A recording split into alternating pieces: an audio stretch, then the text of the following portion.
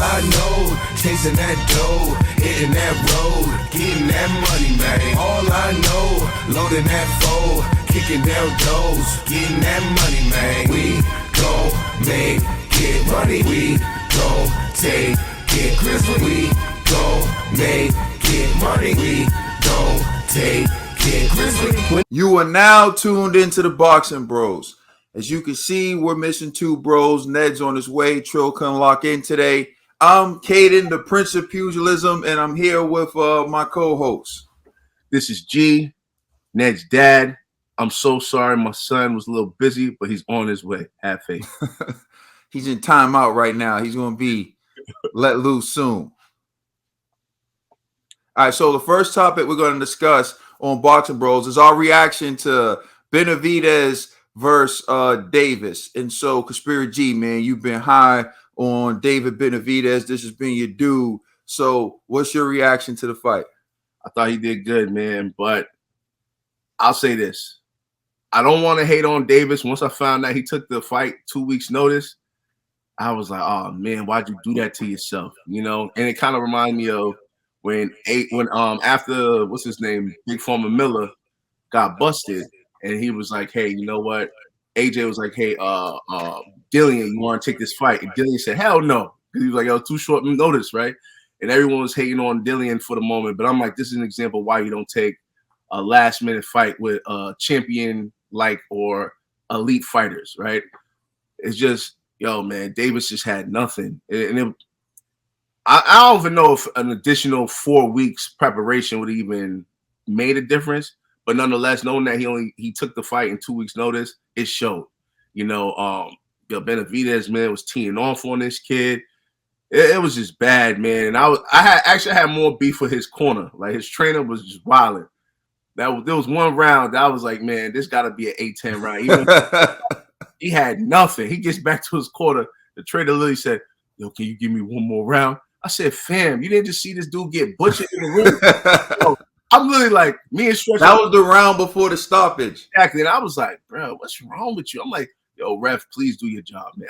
In my mind, I was like, you can't even rely on this corner. Ref, you got to stop it. But luckily, they threw in the towel, man. But if you notice in David Benavidez's eyes, when the towel came in, yo, he still had killer instinct. Like, he still had killer mode in his eyes. And he kind of had to, like, catch himself. And then he calmed down. And I was like, yo, this dude really wants blood, man. You know what I mean? So it was a good fight. You know, it was a one-sided fight, but it was still entertaining nonetheless. And so I know in the next topic, the $1 million question is about to be asked. So I'll pass it to you. Yeah, you know, I think Benavidez did well. And I know some people were feeling like he should wash the guy. But Davis was a live dog in there. And Davis came to win. He came to be competitive. And you saw that he took a lot of punishment. Because he had pride and he'd never been stopped. And you can tell that was his thing. He never wanted to be stopped. So even when he went to the corner, you can see him telling the corner, don't stop it. But you can just see from his body language that he was taking a lot of punishment and he was hurt. But, I mean, I was impressed with Davis. He fought back. He did the best he could. But at the end of the day, Benavidez was too big, too skilled, and he was just breaking him down round by round because eventually he knew he was going to get him out of there. And that's how Benavidez wins anyway. If you look at Benavidez's victory over Anthony Dirrell started off well. He started off winning rounds, but what Benavidez did was he broke him down round by round. And it's similar. And then if you look at Davis and Dirrell, they fought one another, and I believe they had a draw. So you can see it's kind of similar. What Benavidez does is he breaks people down round by round. He's very talented, very skilled. He has the speed. He has power, not one punch knockout power, but he can overwhelm you with activity. And if he lands enough punches, he can get you out of there. And so that's what you saw from David Benavidez. He looked good. Unfortunately, he didn't make weight again. So that continues to be an issue. David Benavidez, 24 years old. You look at him, it looks like he has a very high ceiling, probably one of the best prospects in the game. The issue is his commitment. Will he be able to make weight? Now, remember, he lost his belt on the scale. Because if he doesn't lose his belt on the scale, then we're talking about, him being in play for Canelo to even have to become undisputed. Now Canelo's undisputed and he's on the outside looking in. So he lost his belt twice, bro. You forgot you know what I'm saying? I'm saying, hey, listen, man, I don't want to.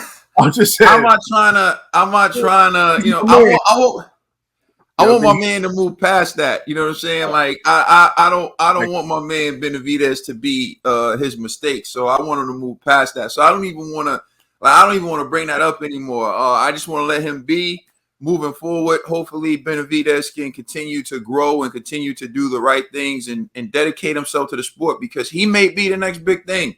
And we're gonna get into that in the next topic. All right. Thank you for watching. I'm sorry, what you say? I'll say he's way better than his brother. Golly, man. No comment. Yo, his brother trashed Sean Porter, by the way. I don't know if you saw it in a press conference. Not even. What? Yeah, his brother Sean Porter made a comment about Jose Benavidez. Basically said that he said Jose Benavidez was TC's toughest fight. And he said he could do everything Jose Benavidez can do, but better. I mean, it's true. And so Jose Benavidez said, "What makes you think you're better than me? What makes you think you could do things better than me?" He said, "You're nothing special." So he picked TC to beat Sean Porter, and then he said, "And after TC beats you, then you could come fight me." That's what Jose. You're welcome.